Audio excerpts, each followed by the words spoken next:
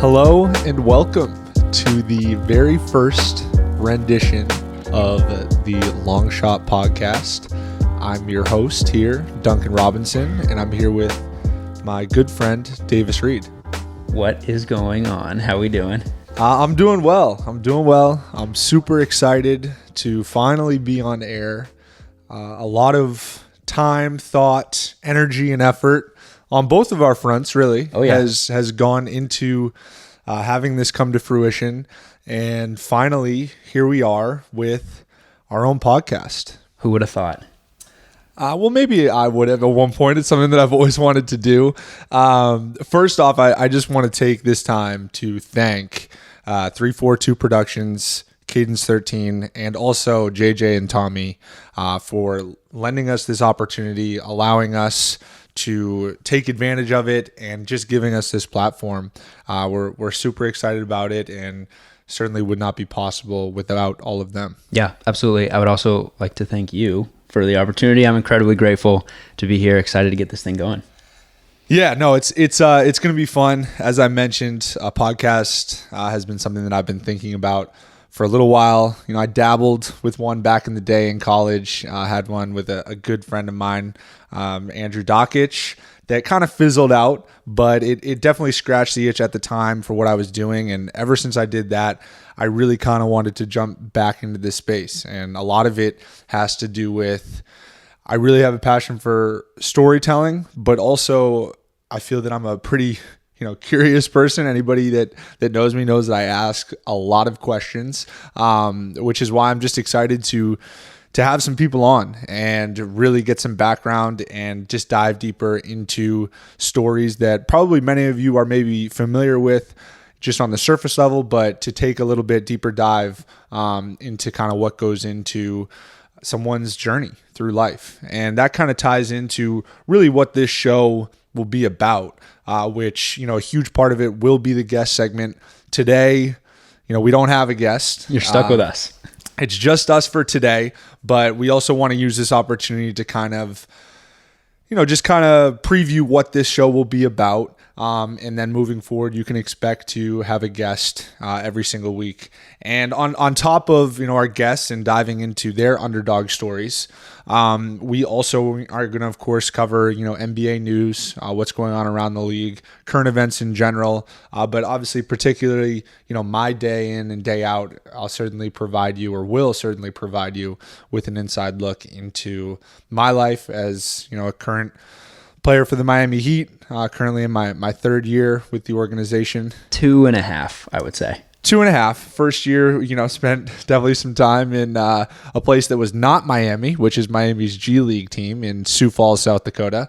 For those of you that are unfamiliar with American geography, South Dakota is very different than South Florida. And most organizations have their G League affiliate in the same general location, or at least within a drive, close. Yeah, right. Within a reasonable drive. Miami, though, a little bit different. No, Coach Riley had a different vision in that, I think having it in Sioux Falls would be this constant reminder that you are a long ways away from being on the Heat. Right. So I want to clarify. It is your third year, but it's your second 2.5 year in the association. Yeah, I spent, half that first year. I think I played 30 games in the G League. And then I think I only played in like 15 in the NBA.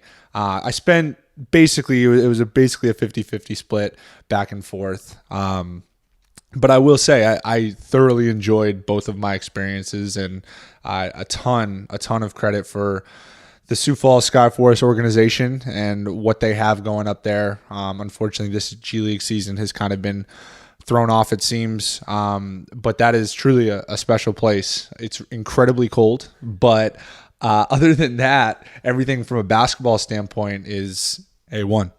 Yeah, it's fantastic. I also, anytime we talk about this first year, it's an opportunity for us to bring up that you caught the final alley-oop from Dwayne Wade in his last season, which has to be one of the most mind-blowing stats ever. I envision a bar one day where there's sports trivia and it's who did Dwayne Wade throw his last alley-oop to, and no table guesses Duncan Robinson. There's no way. Yeah, I will say that's a anecdote. I don't know if it's a stat. I think it's more of a fact or an anecdote. Sure. That gets often overlooked in that you're right. I was the last one in D-Wade's final game. Unfortunately, that first year we didn't make the playoffs. So that last game was basically a throwaway game against the Nets in Brooklyn. But you wouldn't be able to tell from the crowd. It was absolutely packed. Everybody on site to see the last time D-Wade would be playing in a Miami Heat or in an NBA uniform. And, of course, I'm out there playing 35 minutes. Some G Leaguer who nobody wants to see out there just throwing up bricks and messing up Dwayne Wade's triple-double. Yeah, but catching the alley-oop, which I think put a gift wrap just on everything. That is true. So I was responsible for at least one of his assists because he did end up getting the triple-double. Right. But I very vividly remember a moment in that game when he had like 7 assists and I had just missed 2 threes that he had thrown to me. Because the game plan was very clear at this point in the game. It was, if he passes you the ball, shoot it. In that if it goes in, it will contribute towards his triple-double. And I remember thinking to myself, I am going to be solely responsible for Dwayne Wade not getting his farewell triple-double. Which you would have never lived down for the rest of your career, no matter it what. It would not matter what my career trajectory was. To Dwayne Wade, I would always be the bum who ruined his triple-double. Yeah, you're a 0. Luckily, UD yes. hit right. He was the 10th assist. In fitting fashion, really, I was just kind of playing into the dramatics of it all. And I missed all my shots, which allowed for his 10th assist to be to Udonis, who hit a patented elbow jumper right in his wheelhouse. And D-Wade was able to waltz off into the sunset. That's beautiful. Does UD still have that in his game? Absolutely. Because we haven't seen that. People don't get to see it. People don't get to see it, but obviously NBA fans who have been around a while know that UD is a killer. Oh my God, that guy's a problem. We see it every day in practice. What he's able to still do in year, I think it is 18, is incredibly impressive. And obviously, his leadership is well documented. It's a huge reason as to why we've been able to have the success that we've had, particularly last year in the bubble. To have an anchor like that, just that voice of your team, that voice of your locker room, was huge for us. Yeah. All right, I'm going to attempt to get us back on the rails here. So like you said, we're planning on having a guest every week, but we have the benefit of you also being a long shot. Your story is a pretty cool one. I'm biased because I was there for a little bit of it. But so, this first episode, we wanted to talk about that a little bit. I think, I certainly wasn't there for all of it, but we met in 2010. Yep. At a summer camp in Boston. Yeah. And he was a very different basketball player in 2010. Yeah, the dynamics looked a lot differently back then than they do now. At that point, Davis was a stud high school basketball player. I was struggling to get off the bench of my very average high school basketball team. Meanwhile, Davis was setting like school records for his team, which was like sending players to go on to play high major and all this sort of stuff. That's not entirely true, although I will let the listeners think that's true. You can keep complimenting me. But I was a better basketball player than you in 2010. Unquestionably. Without a doubt. Yes. In fact, so at this camp, we got put on the same team. Yes. What they did is there were a couple hundred kids there. They randomly assign you to a team. Yeah, it was an exposure event. Right. Yeah. And then you play each other for the week or whatever it is. Right. We got randomly paired on the same team. I'm coming from Kansas. You're coming from New Hampshire. So we obviously didn't know each other. We didn't really get to know each other that camp. Well, I tried. Davis at this point, I think you could say, was letting the ego get the best of himself. He felt that he was one of the better players at camp, which he probably was, and basically viewed me as just kind of peon, just like some non-important member of the camp, and I would try to befriend him, and it just wasn't going. Fast forward 2 years. Hold on, I'm not going to let the record. That's not entirely true. I would like to clarify. Now, I went to high school in Kansas. I was blessed to play with some really good players there. Willie Cauley-Stein, who's now in Dallas. Siobhan Shields, who went to Nebraska. Now he's in Italy playing professionally. So my job there was to give them the ball and just kind of stay out of the way. So when I go to this camp in Boston, I'm looking to get some shots up. You know, I didn't get to do that during my high school season as much as I would have liked. So yeah, did I view you as someone who was in my way to get shots up? Maybe a little bit. Right. But, you know, I don't think I big timed you, did I? Well, there was some sort of standoff. But anyways, fast forward 2 years. I get a little bit better. Davis, I will say, probably plateaued a little bit. Yeah, I'd say plateaued. And we wind up being recruited to the same prep school. And that's really where Davis and I got to know each other. Spent a year together on a team together at Phillips Exeter Academy, a boarding school in New Hampshire, and just really got to know each other, became really close friends. We're fortunate enough to have some success at that school. You know, we ended up winning the school's first championship, and since then, you know, we've been really close ever since. We used to eat breakfast together every day. That's right. And play NCAA football. Yeah. On Xbox. Which I was just so much better than you at. That's very debatable. But anyways, so, you know, when I was deciding or going through the process of creating a podcast, I felt that, you know, the longevity of our friendship, combined with Davis's, just kind of his life skills of being very punctual, on top of things, it just felt like a good fit. So here we are now, you know, whatever it is, 11 years later. And, you know, we're making a podcast together, which I'm excited about. I like that this keeps turning into compliments to me. This wasn't planned, but it's fantastic. Thank you. Again, please keep those coming. No, I would like to so we get to Exeter, right? Like Duncan said, my career maybe plateaued a little bit, started plateauing there. Duncan was a very different basketball player 2 years later, already there.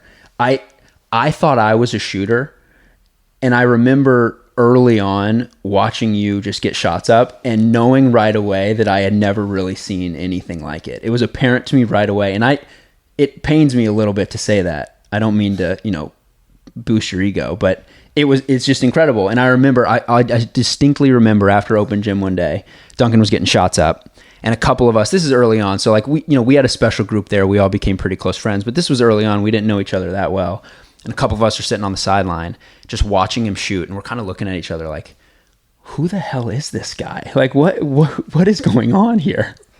I'll say this, in that people say now all I can do is shoot. Back then, really all I could do was shoot. Like, that was I was on the back end of like learning how to run. Like I grew so fast throughout my high school career.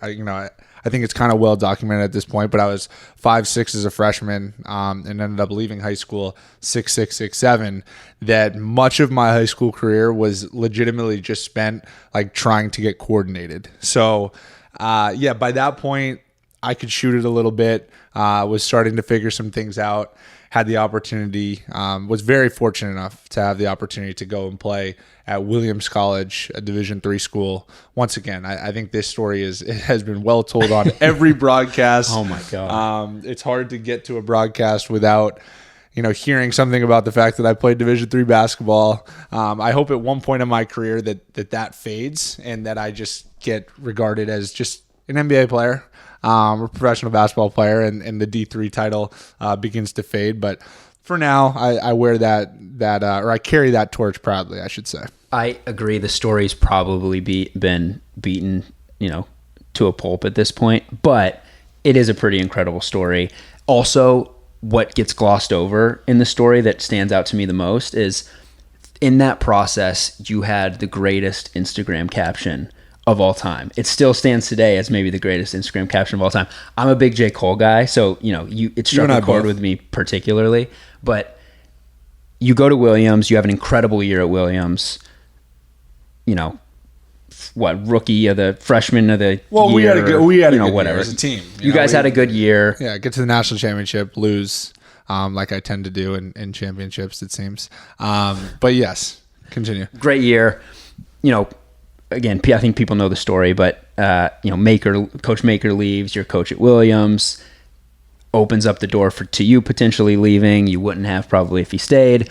End up getting to go to Michigan, right? Which at the time was the most incredible thing ever. Like, the fact that you were going to go potentially be on the bench at Michigan was incredible. I remember how excited everybody was, but you posted a picture when you got to campus and you guys had your kind of media day, you in your Michigan jersey with a J. Cole lyric, "Keep grinding, boy, your life could change in 1 year." Yeah, just incredible. I don't think that still exists on my Instagram, but that was definitely one of those moments. And I try to stay away from like the clout chasing Instagram moments. I try to be pretty just like irrelevant on that app as much as I can be. But I will say that was one that I definitely kind of leaned into. It just felt right in the moment. But you're right in that at that point, it's funny to look back being at Michigan. I mean, as it should be, it was a exciting accomplishment, but just to be like in that locker room with guys, the year before me, Nick Stauskas, Glenn Robinson, Mitch McGarry, Trey Burke 2 years before me, Tim Hardaway, to think that I was going from small college basketball to then just being in that locker room, being coached by John Beilein, having those types of opportunities at the time was just like beyond me. Like I couldn't even wrap my mind around it. Yeah. And as a friend and supporter, it was the exact same way. Like it was just the fact that you were going there at all was the remarkable part. No, I hate to say, no one thought rationally that we would be where we're at today. I mean, have you...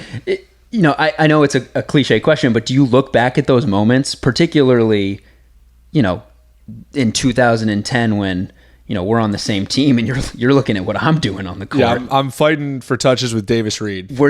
Just how incredible it is. You've had such a tumultuous first 2 years in the sense that COVID, like COVID interrupts your first full year in the NBA. Now you are in this weird year with a short off season. It feels like maybe there hasn't been a lot of time to just kind of sit back and take a breath. But do you have moments where you're laying in bed at night like, holy shit, like what is going on? Or at this point, is it just, you belong now? It's like, this is just where we're at. I think that, moments like those probably come too few and far between. I wish I was able to have more of them.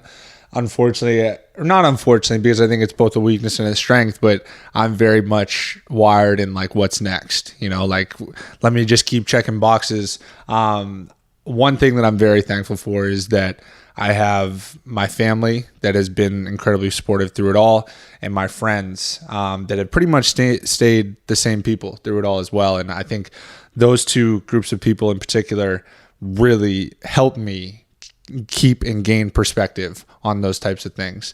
And it just makes everything more fun, like you're allowed or you're able to share these journeys with people. I do find it interesting that my friends tend to be a little bit selective on which experiences they want to share. Like now that I'm down in Miami, you visit all the time. Couldn't get you out to Sioux Falls once. But that's its own thing. Nonetheless, like I really think what makes this journey for me so special is to share it with other people. And I know that probably sounds corny and cliche, but it is the like absolute truth. And like you said, so much of these opportunities that I now have were just so unexpected.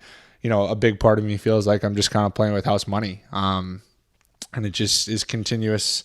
The continuous mindset is to be, let's just see how far we can push it. Yeah. I mean, as a spectator, it's just been remarkable. We were joking earlier. It's like when you went to Michigan, it was the biggest deal in the world. When you then started to play at Michigan, it was the biggest deal in the world. When you then got to play in the summer league, biggest deal in the world. Then you sign a two-way, and then it's just, and now all of a sudden you break a record for threes in the season for the Miami Heat. Well, I'll say it was a big deal to us. I don't think anyone else really gave a shit. Yeah, just to clarify, I meant for us. Yeah. The general public literally still doesn't care about what Duncan Robinson is up to, and I'm okay with that, and I'm willing to keep it that way. Except I would appreciate if you guys cared about this podcast, because I am excited about it. I'm excited about the guests that we're going to have on, and the potential nuggets of wisdom that we can share. But yeah, I mean, nonetheless, yeah, I've come a long way, safe to say, from that camp in Boston. Yeah, who would have thought? I feel like the Paul Rudd Hot Ones meme. Look at us. Who would have thought? So anyway, there are a couple of segments that we really kind of want to work into the show. I will say, full disclosure, this is our first time hosting a podcast, so these are very, very workable. first and foremost, feedback is strongly encouraged. Yeah. How we feel, where people stand on the concepts, the ideas, anything and everything is welcome. Honest feedback. Brutal feedback. Yes, brutally honest feedback. Davis and I are both fans of Reddit. Probably Davis more than I at this point. I try to just stay off of all social media, particularly in season. But if there's a social media that I always find myself coming back to, it is Reddit. I just think it's just an incredible place, full of just like original content that just always has me laughing and interested in all sorts of stuff. It's the best. So as a result, we want to incorporate an NBA Reddit question of the day. There's just so much rich content. So much. Both comical, but also really insightful. Yes. So I think we'll try to pull a little bit of both. Yeah, that's the goal, to kind of weave in and out of, some lighthearted stuff, some more serious stuff. But we also really want to, the attempt is to galvanize that community because we know it's a strong community. Yeah, give us your best questions. Give us the best content you got. We want you to know that we're certainly watching. No pressure, but we love what we've seen with some of the questions that get posted on there. So with that being said, I think Davis has the NBA Reddit question of the day for us. True, our first ever. First ever. And we're keeping it relatively conservative here with the first question because I think it's a topic we wanted to touch on anyway. Yeah, and we got to ease into it as well. Exactly right. But it comes from our guy Mike. Actually, technically, it's 0_0_ Mike. Shout out to 0_0_ Mike. And he asks, and what's interesting is he's asking this to the Reddit community, right? But I'm obviously asking it to you, who Correct. has a firsthand experience of this. What do you like better, the bubble or empty arenas? Mike, this is a good one. It's actually a question I've gotten quite a bit. Not that you were asking me directly, but I'm now answering it as if you were.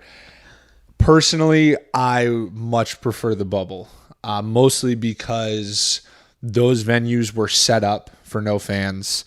They had the virtual fans on the outside. They had the tight backdrops. They had the small seating for, close family once we got deep into the playoffs. And now we've had to adjust to playing in these 18, 20,000 person arenas, and they're these, large cavernous arenas, and they're just empty. And that is like, I'll never forget our first exhibition game or preseason game. It was just this eerie feeling of just being in this massive place and it just being dead quiet to the point where you could hear people on the bench speaking when you're on the opposite end of the floor. It's just definitely been an adjustment. And then you go and play, like we had a preseason game in Tampa Bay with the Tampa Bay Raptors, or our first game of the season was in Orlando with the Magic, and they have some fans.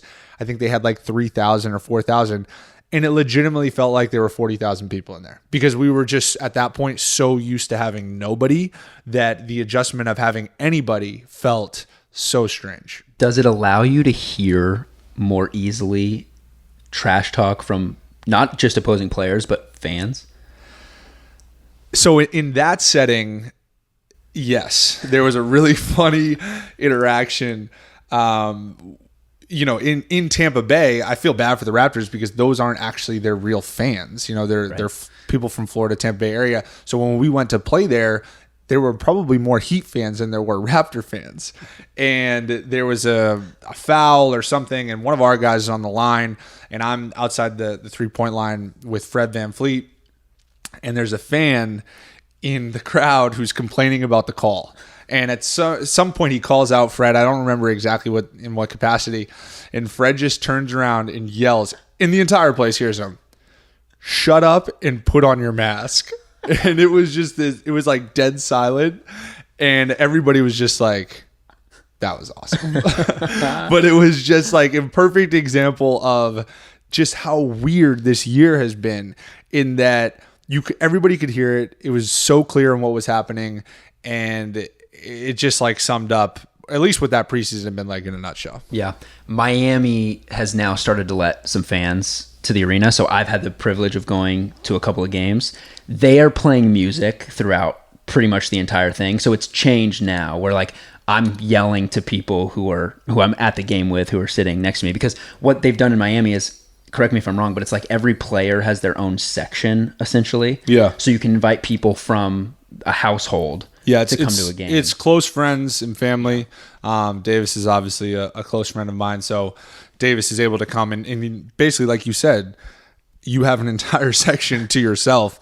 So in that setting, like there's no fan noise for us. We don't hear you. Right. They pump in some crowd noise, but still, it's just the visual component of looking around an 18,000 person arena and seeing 150 people. Not even. It's so few that I hand counted the other night. There were 63 fans in the stands. Yeah. That is, you hand counted. Clearly the game was not. I don't have 63 fingers, but yeah. Yeah. You get the idea. Yeah.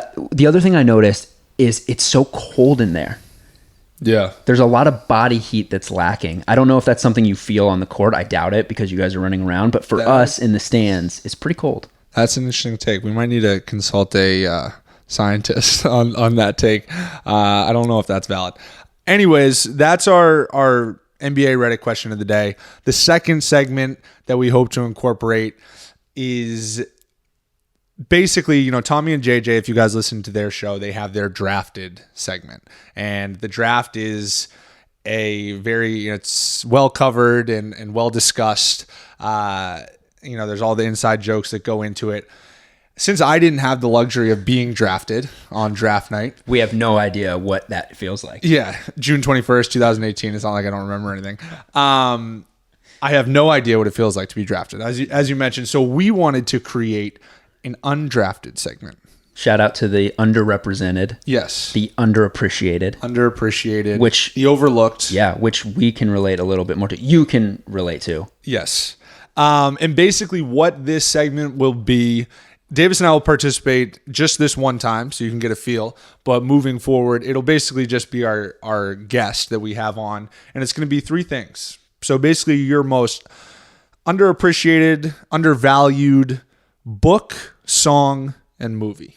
Yeah. Three things that at least I tend to fill most of my free time with. At least I try to. Yeah. More on the music. More on the music and movies, admittedly. I need to read more books. I think everybody needs to read more books. But anyway, so that will be our next segment, the undrafted segment. I'll lead it off here. I'm going to go with the book Talking with Strangers. And that is by Malcolm Gladwell, who I now have the privilege of calling somewhat of a friend. We've been on a couple podcasts together, but I'd read some of his other books, and a lot of his other books get praise. But Talking with Strangers is one that I feel is not given enough praise, and it's one that I thoroughly enjoyed and strongly recommend. Yeah, it's a great pick. You want me to give my book? Yeah, go ahead. Why don't you give We'll go back and forth. Yeah, go back. My book is The Art of Fielding. A novel. Oh my God, incredible book. One of my friends recommended it to me who didn't. The book is about a Division III baseball team, but it's not really about baseball. It's about life and the challenges that different people in different stages of their lives are encountering. A friend of mine who did not play sports, doesn't really have an interest in sports, said, you have to read this book. I read it. It's my favorite book I've ever read. You like sports more than I do, so you're going to love it. It's incredible. I highly recommend it to everybody, whether you are a sports fan or not. Great novel. Love that. Mine, I just came back to me. The other Malcolm Gladwell book that I really enjoy is The Tipping Point. Just thought I would throw that out there. Song is our next medium of choice that is overlooked, undervalued, and I have a Closeness by Dermot Kennedy. I really think that Dermot Kennedy could basically define this entire, overlooked, underdog, long shot story. He's kind of risen to fame and stardom now, but A Closeness comes on one of his earlier albums. I'm a big fan. I think it's one, once again, that does not get the attention that it deserves. Love it. This was the hardest one for me. I actually wrote down 5. I'm not going to give 5 because that would be selfish. Yeah, please don't. I'm going to go Naked by LMA. Wow. We took it in that direction. Yeah, it just absolutely incredible. I believe it's a bonus track on her EP. It is, and it's acoustic. Yeah, it's just her. No, it's a great song. Oh I'm a huge LMA fan. I think I put you on to LMA, I believe. I don't know if you did. I think it's safe said. If you did, thank you. That's one of those that you just roll the windows up, turn it on full blast, and just belt. And you sing along too. Yeah, 100%. Oh my God. Next up, or last up, I should say, is the movie. And this one I got a little creative with. Mine's not exactly your prototypical movie. I chose a Netflix special, which I love. I'm a huge Bo Burnham fan. He also hails from the Northeast, Danvers, Mass, I believe, St. John's Prep alum. Shout out to Pat Connaughton for that one. And I have Make Happy by Bo Burnham. It's an hour-long Netflix special. Strongly recommend anyone and everyone to watch it. He's a comedian, but he's so much more than that. Yeah, that is incredible. I actually went back and watched that last week, the other day. Yeah. Absolutely incredible. And he is a comedian, but that one is pretty deep. Yeah. Awesome. My favorite, sorry, not to go on a Bo Burnham tangent, but my favorite thing about his stuff is that it makes you somewhat sad, definitely happy, and makes you laugh, and it certainly makes you think, all in like one of his songs or one of his bits. I think that to have the ability to be able to do that is truly unique, and he is certainly missed, in my opinion. He's kind of stepped away from performing and doing that sort of thing, but I hope at some point he comes back. Yeah, he's in writing now, right? He wrote a movie. 8th grade. Yep. Yeah. All right, my movie is Yesterday. Can't say I've seen it. Oh, it's really good. It's about a guy who the whole world forgets that the Beatles existed, except this one guy who's an aspiring musician. Wow. And he's the only one who remembers the Beatles. That seems like some sort of musical advantage or competitive advantage. 1,000%. So you can imagine what happens to his musical career. All the Beatles songs. Yeah. But it's really good. Great movie. Highly recommend. All right. Well, those are our two segments. I'll be honest with you. I have no idea if those hit or if they just completely flopped. They felt a little good in the moment. Yeah. But like I said, the feedback is not only welcomed but encouraged. We're a work in progress, people. Like, cannot emphasize that enough. In life and in podcasting. So let me also reiterate that this entire show is a work in progress and that we are very much learning on the fly. So bear with us.